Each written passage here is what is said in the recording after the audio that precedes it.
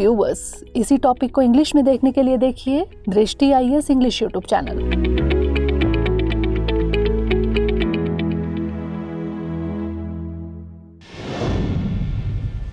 दृष्टि आईएएस के to the point programme में आपका स्वागत है।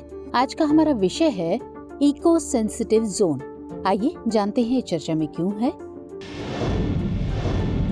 दरअसल हाल ही में सुप्रीम कोर्ट ने निर्देश दिया कि देश भर में प्रत्येक संरक्षित वन, राष्ट्रीय उद्यान और वन्य जीव अभयारण्य में एक अनिवार्य इको सेंसिटिव जोन या संक्षिप्त में ESZ होना चाहिए। इसी के साथ कोर्ट ने राष्ट्रीय उद्यानों और वन्य जीव अभयारण्यों के भीतर खनन को भी प्रतिबंधित कर दिया है। आइए जानते हैं इको सेंसिटिव जोन या ESZ के बारे में। इन्हें पारिस्थितिक रूप से नाजुक क्षेत्र यानी EFA के रूप में भी जाना जाता है। ये संरक्षित क्षेत्रों, राष्ट्रीय उद्यानों और वन्य जीव अभयारण्यों के आसपास नाजुक क्षेत्र होते हैं। ESZ घोषित करने का उद्देश्य संरक्षित क्षेत्रों के लिए शॉक एब्जॉर्बर बनाना है। ये उच्च सुरक्षा वाले क्षेत्रों से कम सुरक्षा वाले क्षेत्रों में संक्रमण क्षेत्र के रूप में कार्य करते हैं। ये पर्यावरण संरक्षण अधिनियम 1986 के तहत पर्यावरण, वन और जलवायु परिवर्तन मंत्रालय द्वारा अधिसूचित क्षेत्र हैं। हालांकि पर्यावरण संरक्षण अधिनियम 1986 में इको सेंसिटिव जोन शब्द का उल्लेख नहीं है। एक ESZ एक संरक्षित क्षेत्र के आसपास 10 किलोमीटर तक हो सकता है, जैसा कि वन्य जीव संरक्षण नीति 2002 में प्रावधान किया गया है। National board for wild life के अनुसार पर्यावरण के प्रति संवेदनशील क्षेत्रों का परिसीमन स्थल विशिष्ट होना चाहिए। आइए नजर डालते हैं ESZ में गतिविधियों पर।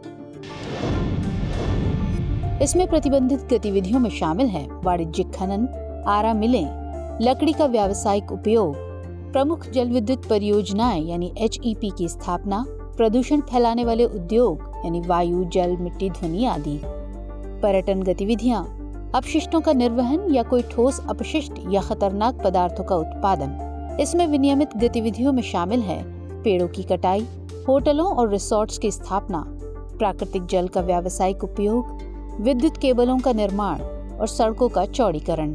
इसके अलावा इसमें स्वीकृत गतिविधियों में शामिल हैं चल रही कृषि या बागवानी प्रथाएं, वर्षा जल संचयन, जैविक खेती, अक्षय ऊर्जा स्रोतों का उपयोग और सभी गतिविधियों के लिए हरित प्रौद्योगिकी को अपनाना। आइए नजर डालते हैं इसके महत्व पर।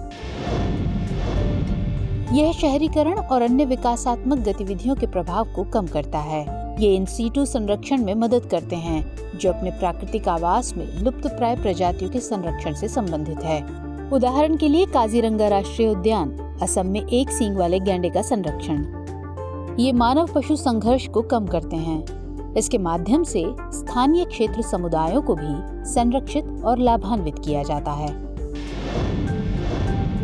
आइए अब नोट करते हैं आज का अभ्यास प्रश्न। इको सेंसिटिव जोन में निम्नलिखित में से कौन सी गतिविधियों की अनुमति है? 1. पर्यटन गतिविधियां, 2. कृषि या बागवानी प्रथाएं, 3. सभी गतिविधियों के लिए हरित प्रौद्योगिकी को अपनाना। तो यहाँ दिए गए कूट का इस्तेमाल कर आपको सही उत्तर का चुनाव करना है। आपके ऑप्शंस हैं A केवल 1 और 2, B केवल 3, C केवल 2 और 3 या फिर D 1, 2 और 3। तो इस प्रश्न का उत्तर कमेंट सेक्शन में देना मत भूलिएगा। मुलाकात होगी अगले सेशन में। तब तक के लिए स्वस्थ रहिए, सुरक्षित रहिए। जय हिंद।